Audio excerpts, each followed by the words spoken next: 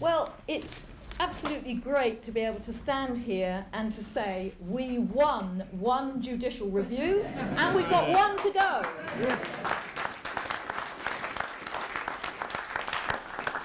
It was a really high bar, even on the one that we actually won, but we actually cleared it. And that was a quite tremendous effort, actually, because as we go through, and I'm sure nobody has read all the hundreds and hundreds of pages that he has produced, but it is clear that you really, really have to jump high to be able to get something that he said, all in all, is so unfair, it was unlawful. And that was their consultation process on compensation. Now, how he got there and the grounds we took 4 essential grounds, as he distilled them to. The first one was that the Department for Transport did not provide sufficient information for us so that we could actually choose between the 3 options. The 3 options that we were given for a new compensation scheme: a hardship one, a property bond, or a compensation bond. And it was quite interesting. He absolutely agreed with us that the consultation summary document that we all had just didn't have anything about that, those choices in to allow us to make up our minds. He also agreed that the fact sheet didn't. And then he came to Annex A, which was the one we were all meant to be able to find, with great difficulty, of course. We were all meant to be able to find that to be able to assess the information we were given. And he decided that there were lots of unspoken qualifying criteria. He decided it was quite legitimate that we should be able to say, well, how do I know whether I'm going to get compensation under this option, or this option? Which was a question that people kept asking when they were going to the roadshows. And he decided they should have been able to answer that. They should have been able to give us information. Otherwise, it was wrong and unfair and unlawful for them to try and force that through and to make a decision without giving that. And so we passed that test. We then said, but you've changed the goalposts. You gave us 5 issues on which you said we had to decide, we had to comment on, like, for example, that those people who suffered significant losses should be compensated. And then he had 4 others that were in that document. But then they moved the goalposts. When they decided which scheme it should be, suddenly cost became a great issue. And he decided we were right again. That was unfair, it was wrong, and it was quite wrong for them to have decided to change the rules. And we had some wonderful quotes about the Department for Transport on that. He actually said they came up with a bizarre decision. How could only 21 people have wanted the option that they selected when there were 36,000 people that responded to that question? So we passed that test too. The test that was perhaps the most important one was something that they call in law conscientious consideration. Could they prove that the Secretary of State had actually conscientiously considered our response? Well, as many people will know, they lost our response. But it was actually worse than that. They didn't just lose it. They managed to attribute another response and call it ours, whereas actually it was just a briefing document that we had produced. All that got played out in court, and he decided in the end that that was so unfair as to be unlawful. She had not, Justine Greening had not conscientiously considered our response.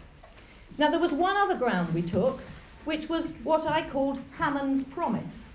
Lots of you will remember that he came to see us all, and importantly, he said in Parliament that those people, there should be a fair compensation scheme, and people should not suffer significant losses. Now, we didn't actually leap over that bar.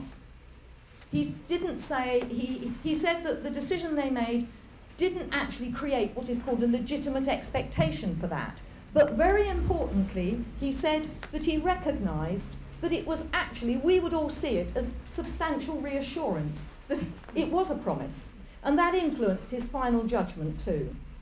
So on those key 4 issues, we were able to leap the bar and to win the judicial review.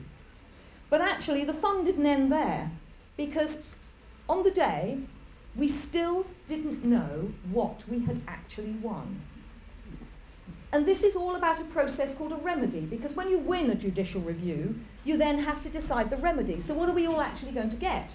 Now, you might all think you'd all get another consultation. It wasn't like that. They actually said, no, we think you should just have a declaration. And a declaration would have meant, in their own words, that they would tell the world that they had had an unfair, unlawful consultation. And that would have been it. Nothing else had changed. So when we heard that last week, we decided we weren't going to accept that. And then they came up with another offer, and they said, all right, you can have a fresh consultation. So we thought, well, that's getting better. And then they said, you can have a fresh consultation that includes the property bond. And we thought, well, is that everything we want? And we thought, no, because they still haven't got rid of the decision. The decision would have still stood that we should have this hardship-based scheme for people suffering blight. So we decided to play poker right to the end, and we let it be play out in court yesterday. I have to say, against the legal advice we were being given. But we thought we hadn't gone this far to be able not to get absolutely everything out of it. And I have to say, we did feel at that point that the judge was on our side. And so we let it play out in court, and we won. We actually got the decision quashed, a new consultation as well, including the property bond, and the judge said, well, you don't need a declaration because I told the world that, in fact, you had an unfair, unlawful consultation.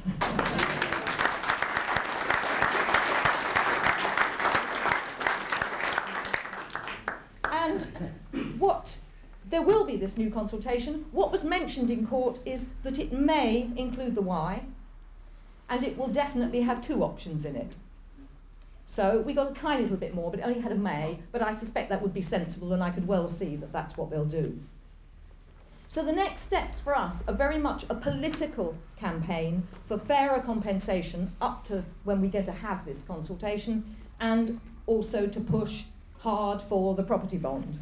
And also a media campaign to be able to get the whole unfairness issue more increasingly out in the press. The Turweston example was hugely beneficial to us. If we could have hundreds of people who had had mortgage applications refused, I am absolutely sure that would help our cause. On the environmental case, I think I would just summarise it to say we didn't leap the bar of the strategic environmental assessment being required, so the judge didn't rule in our favour, but very importantly, DFT had said that they had done an equivalent assessment. They said the assessment of sustainability was equivalent. The judge said no. And as a result of that, we were given leave to appeal yesterday. So we are be able to stand here to say we already know. We don't have to go to another court to decide whether we can appeal, which is otherwise what would have happened. And we've got 21 days now, or 20, to actually put our grounds in for that. That brings me to the last point I want to make. A number of you will have a little yellow bit of paper. We've already been getting some cost estimates for what the appeal is going to cost, and we feel that what we're going to need is a £100,000 legal fund target. So that's what we're setting our target for. First, I want to single out, and I don't know if they're here, I hope so, 2 people without whom we simply would have not had the judicial reviews we're taking, because they actually led the fundraising at the beginning. And that is Tom and Emma Crane. And I want to give them a really big thank you, and I hope they might be here.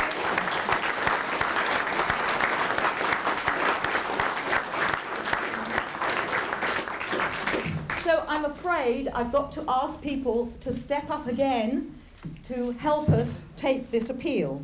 Now, interestingly, I already have one very large but unwilling donor, and I would like to reveal who that is.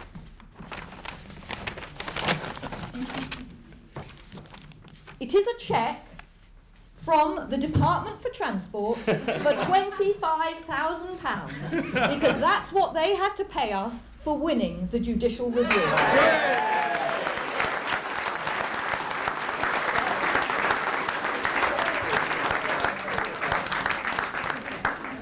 I went to the High Court yesterday.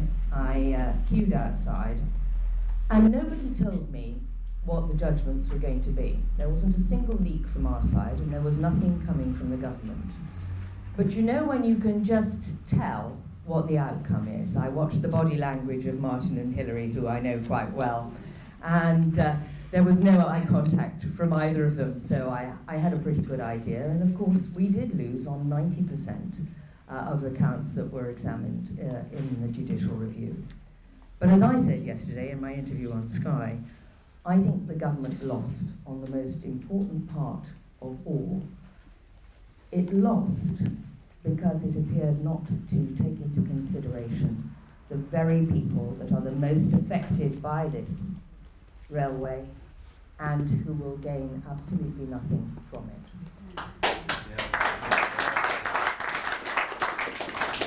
And that's a terrible thing to say, isn't it? It's my government, it's my party that's in government there, I make no bones about it. It's my party and the Liberal Democrats, and both those parties are pushing this scheme through.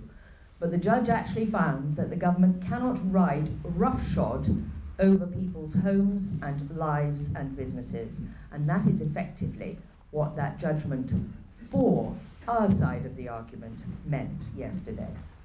And I agree with Martin. It's with a heavy heart that I say that the government came out of the blocks yesterday spinning like mad.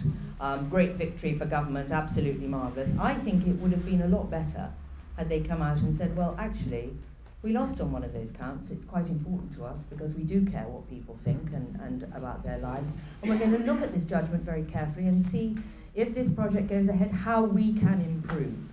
And that is what I shall be encouraging government to do. Because when I see the special advisor, Julian Glover, who used to be a journalist, tweeting out, "Don't believe the negative headlines in the BBC, it was a victory for government. Look behind the negative headlines," then you know the government is spinning and spinning hard. And you've got to read the fine print. It doesn't matter what the political nature of the government is when that spin machine goes into operation. I'm delighted that we are going to appeal. It's not me, I can't bring a judicial review, but I think that's the right thing to do. And let me tell you, I did ask exactly how much the government has spent on this court process. I asked on the 12th of March, and the response I got was £294,717 exclusive of VAT.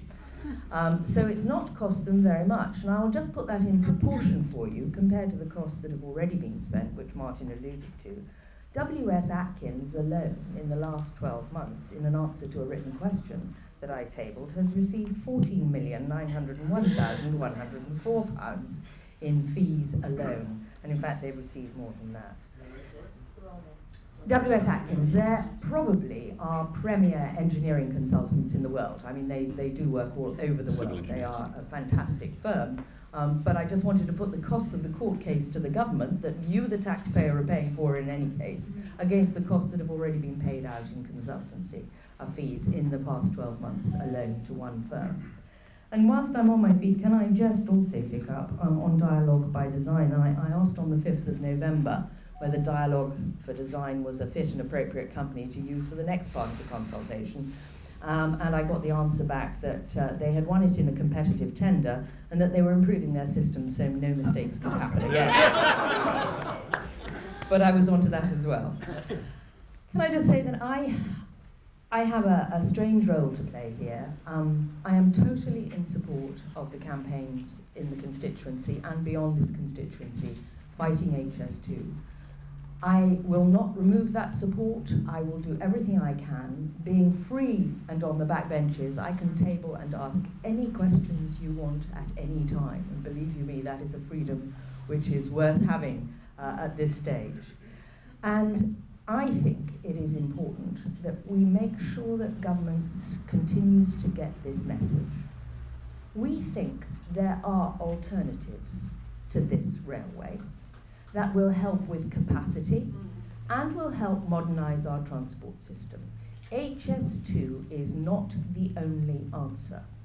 And I believe, having lived with this project since the day Andrew Adonis and the Labour government announced it in 2009, that there are quicker wins for our transport infrastructure and better ways of using Keynesian theory to drag the economy through with major infrastructure projects, which should be looked at and should not be dismissed.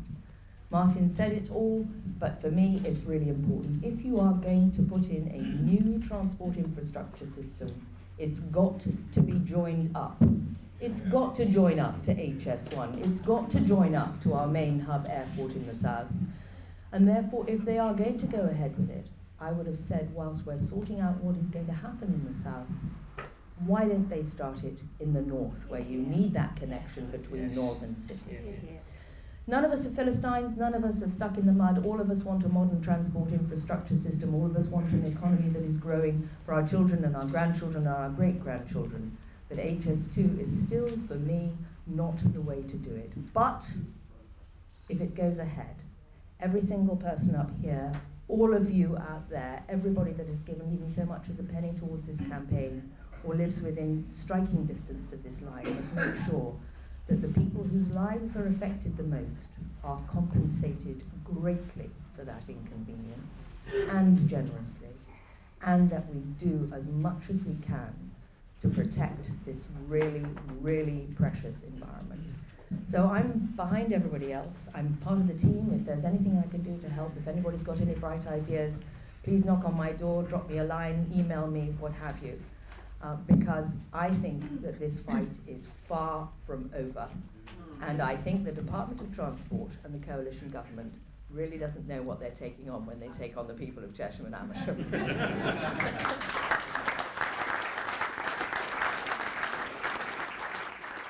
I'd just like to pay also some thanks to a very self-effacing person who is Hilary, who I think has fought a magnificent fight.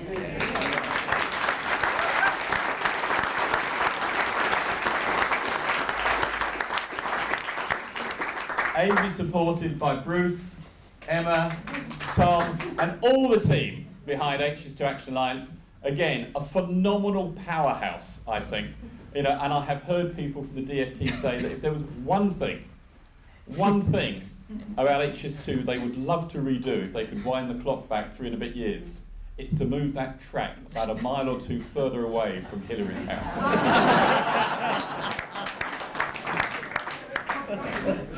So well done to all of you. And I saw Emma on TV last night. I watched some of the playback. A brilliant, brilliant TV personality, I have to say. As was Richard and all of the team from HS2 Action Alliance. And I think it's fantastic that we came away from yesterday with such a good win on that. I think it's really got our heads up. And again, looking through the press last night online and again this morning, what's amazing is that the government spin. I mean, I saw Simon Burns yesterday, who I have to say, sorry I'm going to say this, Cheryl, came across as one of the rudest, most arrogant people I've come across in politics, who refused to meet with us, to talk with us, to shake hands or anything. You know, yesterday, you know, swanning around TV and radio studios talking about, you know, the judgment, and this was a sort of once in a lifetime thing, and this was just earth-shattering and a phenomenal win for HS2. And virtually none of that has got into the press. The headlines are focused almost entirely on the win that we've had on compensation, you know, and I think that's absolutely right, because we are standing up for the people. This is about affecting the lives of 300,000 people who lie along the track of this, who deserve, quite frankly, you know, some amelioration of the blight they are suffering on their lives, their homes, and their businesses. And let's not forget the businesses as well. You know, 12 million people actually visit the Chilterns AONV every year. That's a phenomenal boost to the national economy. and that's going to be severely in danger if this project goes ahead. So the economic blight is also just as important. So I think the win that Hilary's got there is absolutely phenomenal, and again, really, really well done. And you've stolen the headlines, and you've really scuppered Simon Burns' attempt.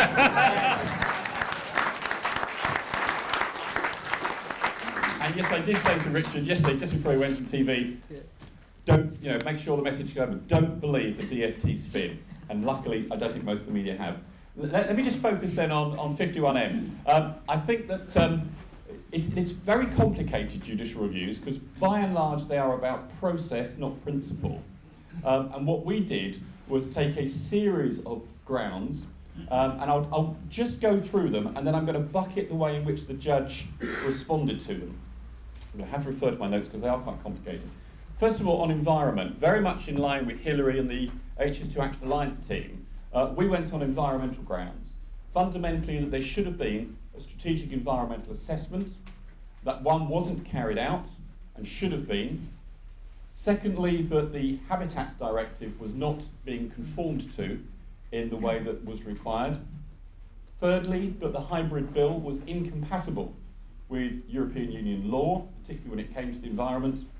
And lastly, that they had to consider the cumulative effects on the environment of London right up to Manchester and Leeds. And what they couldn't do was slice and dice the environmental assessments and look at them individually, because environmental impact is cumulative. So that was the environmental piece. We then also went on consultation, and we said, hang on a minute, the people north of Birmingham, quite frankly, had no real say in the why. When it actually came to the principle, and I think I said this last time I was here, when they went out to consultation just over a year ago, what they did was actually wrap two consultations in one. They went on the principle of HS2 nationally, and they also went on the detailed design of HS2, the route between London and Birmingham. But they only ran roadshows between London and Birmingham. So if you'd lived north of Birmingham, or indeed anywhere else in the country, you were effectively denied any participation in that principle of HS2. We said that was a fundamental error, and just quite frankly just wasn't conformant with what I think most of us consider the rights of any freeborn English person. So really strong on that. We looked also at the issue of consultation on our alternative, what we call the optimised alternative, but basically saying that we could meet all of the capacity requirements by upgrading the West Coast Main Line, and that would leave significant capital then to invest in much better schemes right around the country, that could really bring jobs and growth now when we need it. And lastly, we complained about the lack of supply of passenger data. If capacity was the issue that they actually were majoring on, why were they refusing repeatedly to release any substantiating data that showed there was a capacity problem? That absolutely smelt to us. The third area we went on was actually about the public sector equality duty. And this majored around Camden, who is a member of our 51M Alliance. And Camden said that the impact of redeveloping Euston would disproportionately affect their Bangladeshi community. And that was in breach of the public sector equality duty. And the last big bucket we went on was on rationality. Now this is slightly different from principle, or different from process. All the rest of those were about process. But we thought it was worth a punt on the issue of the business case, and if you like, the principle. Now we knew when we did this was a very difficult area to go on, because our QC told us in advance the bar on testing rationality is incredibly high.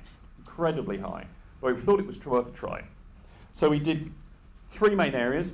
The impact on Euston, and the fact that Euston actually can't handle the amount of traffic that actually is potentially going to be heading into it. There just isn't enough capacity on the underground to handle the people who already use Euston Underground Station, as well as the new passengers. Completely impossible. Secondly, there is no effective link with HS1. And lastly, the link down to Heathrow. So what were the decisions? Well, let's just take those in reverse order. He looked at the business case issues that we raised, and he dismissed those. And he said, they're things the government... he accepted, by the way, Euston, foolish was his word. the way he described the government, foolish. Yeah? But his argument was, it could be sorted, it might be sorted, he couldn't at this point in time make a decision on whether it would be sorted.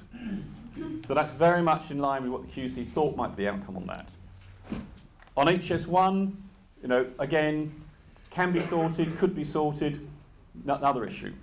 And similar on Heathrow. So on rationality we fell, and we sort of expected to fall on those. The public sector equality duty is really significant.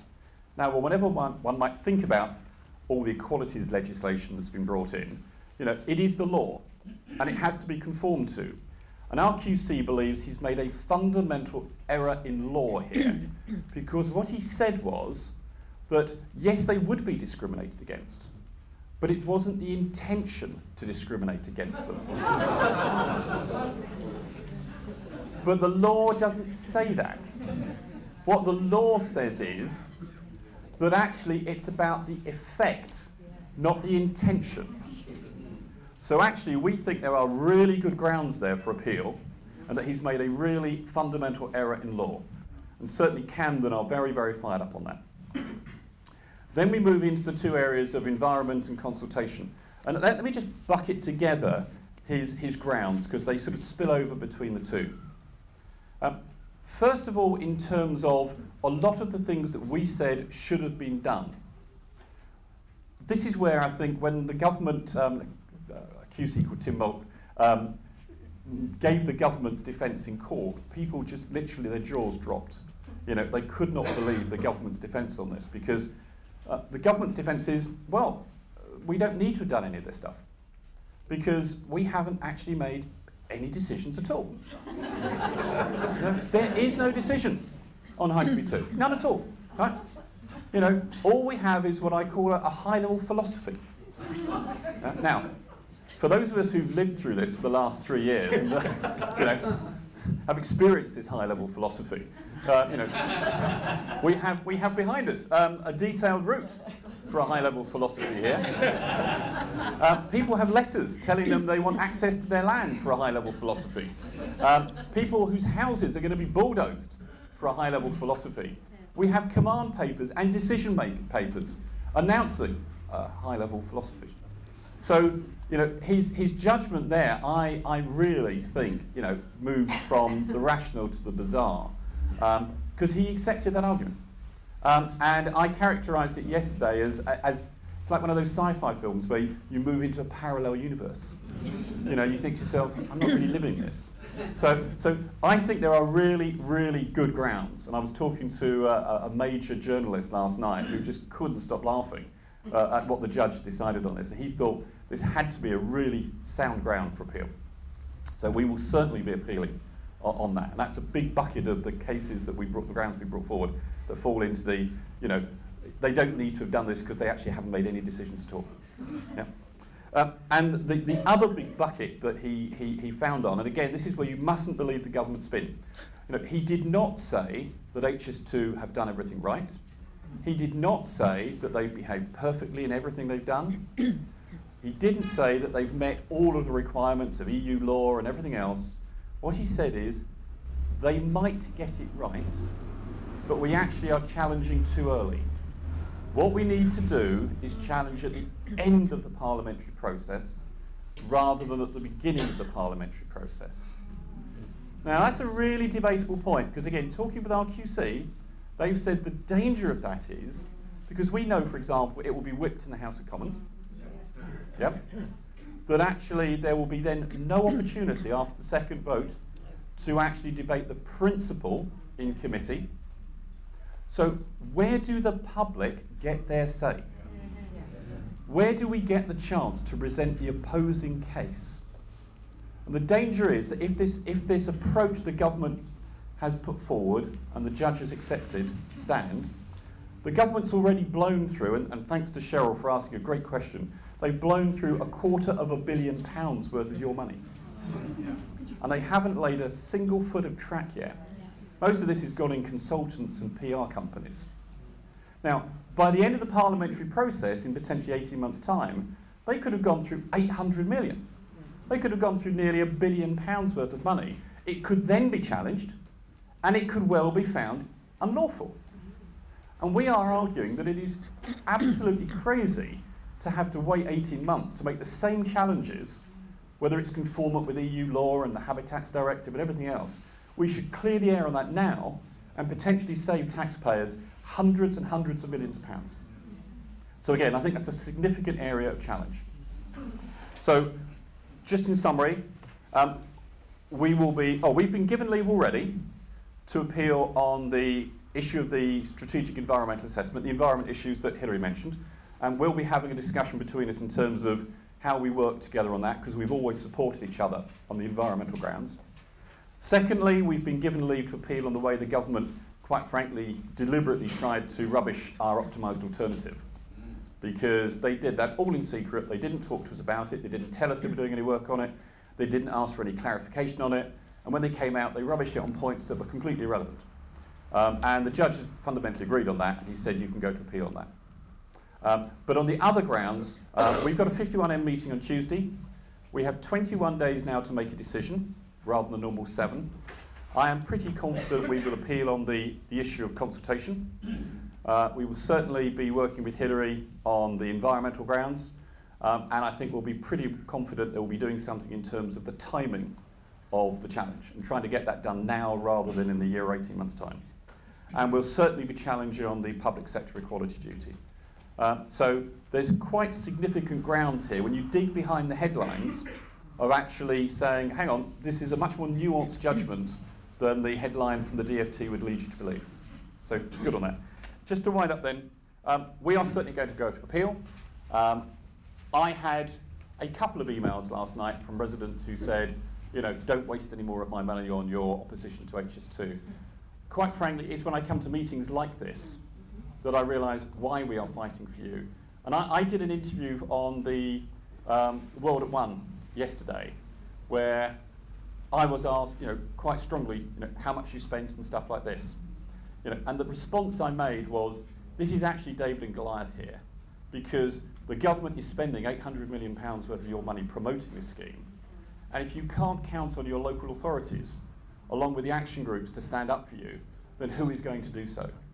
And I think that's a fundamental duty and an obligation of local authorities to fight for you at times like this. And I'm very proud to do so, so thank you.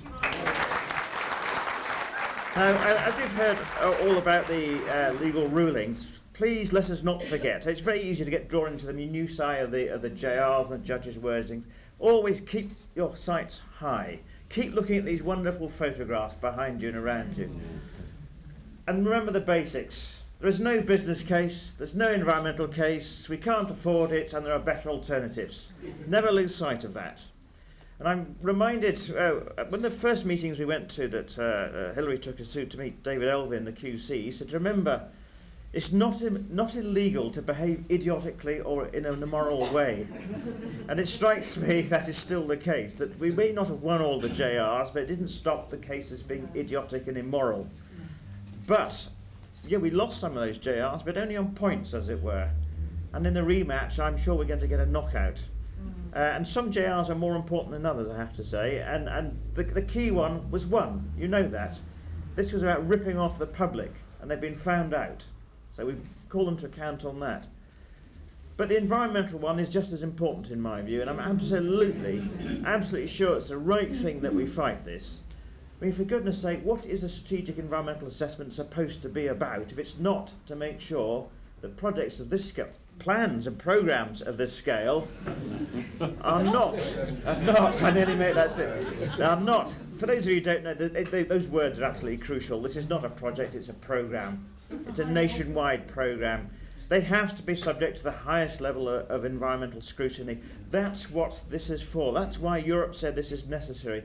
And remember, this isn't just a high bar, it's regarded as the minimum that's necessary to make sure programmes of this kind are done properly. I'm sure there are those in the EU thinking, oh God, something's gone wrong here. I mean, how big a programme does it have to be before an SEA applies? I mean, surely the judge has got that wrong. I firmly believe he's got that wrong. And for those of you who don't know what the difference is and why it matters, let me bring it down to a small example. That I'm sorry to say, it's nearly 4 years now since my chairman and I were dragged in by the then chairman of HS2 It was a guy called David Rowlands, who some of you may have forgotten. He's now gone to chair Gatwick. How ironic is that? And he showed us a map of the 8 routes that they were considering. All 8 went through the Chilterns. And we thought, oh, bugger. this has got good news, is it? You know, it's bad news either for Princes Risborough or Great Missenden or all the 8. But there were no lines on that map that went anywhere else. We said, why isn't it going via Reading to Oxford? Or why is it not going up the M1? Or why does it not go via Watford? But they said, no, it has to go one of these 8 routes. And we're going to narrow it down to 3. And you saw those, I think, in the early papers. Now, the point of an SEA is you would have to identify key impacts. Going through the Chilterns A and B would have been one of them. What you then have to do is say, and what are the alternatives to avoid those key impacts? And they would have had to come up with a route that avoided the A and B. Well, they never took that step. So you can see why they're afraid of it. You can see why they're spending public money on avoiding it. Now, it seems to me that this is going to be the most expensive railway in history. It's going to have the fastest trains. It's going to have the highest frequency. So in that sense, they regard it as the best railway anywhere in the world. But it's possibly the most environmentally damaging. It's the worst. I mean, goodness, even Brunel, not say even, Brunel 150 years ago, more than that actually, understood that this new railway system he was building had to be beautiful. It had to be beautiful to persuade the public and the landowners that any other way it wouldn't be acceptable. Goodness, 150 years on, you'd think we'd be doing better, wouldn't you? You really would think we have raised the bar, and they'd want to be doing the best environmental work they possibly could. But they're not. They're seeing what they can get away with, and I find that hugely disappointing, and we have to call them to account for that. And many of you have been to these community forums. God, thank God they've been suspended in a way. I shouldn't say that. Actually, we must insist they continue to meet us. They're looking for any excuse not to. But are they not draining of your energy, your life force? But the lowest point surely is when Neil Cowie stands up to talk about the environment. You thought, here's a man who does not know about it nor cares about it. And the environmental mitigation that we're being fobbed off with is firstly half a tunnel. Let's not pretend for a moment this tunnel is being done for environmental reasons. It's not. It's been done for logistical and cost reasons. And you know that because it's half a tunnel. It comes out in the middle of an AOMB, on the top of a hill, in the middle of an ancient woodland. In what way is that good for the environment? And you then hear Cowie talk about, I'm sorry to name names, about the environmental mitigation. And he talks about false cuttings. Have you heard that phrase? False cutting is not a false cutting. A false cutting is where you dig a trench and you chuck the spoil over the fence and you plant a few shrubs on it. That's what we're being offered. That's why things like EIAs and SEAs exist, to make sure you don't end up in a nationally protected area chucking the spoil over the fence. And if that's all that the government wants to do, it's absolutely imperative we fight. Not just fight for us, because this is a benchmark. This is a case study that will go down in history. If we cannot get this right on a project of this scale and this impact, what chance is there for getting it right on smaller projects, or indeed similar projects elsewhere, whether it's pylons or ports or motorways or power stations? They're going to see what they can get away with. And if we don't get it right now, generations to come pay the price. Yeah, to be able to say in 100 years' time, 200 years' time, look at that eyesore. That scar will never, ever go away. It'll always be there, and they didn't fight hard enough to make it better. So we absolutely must win these appeals, and I've no doubt there'll be all sorts of people around the country looking to back us on that. And we must give Martin huge comfort that he is doing the right thing on our behalf. Yeah.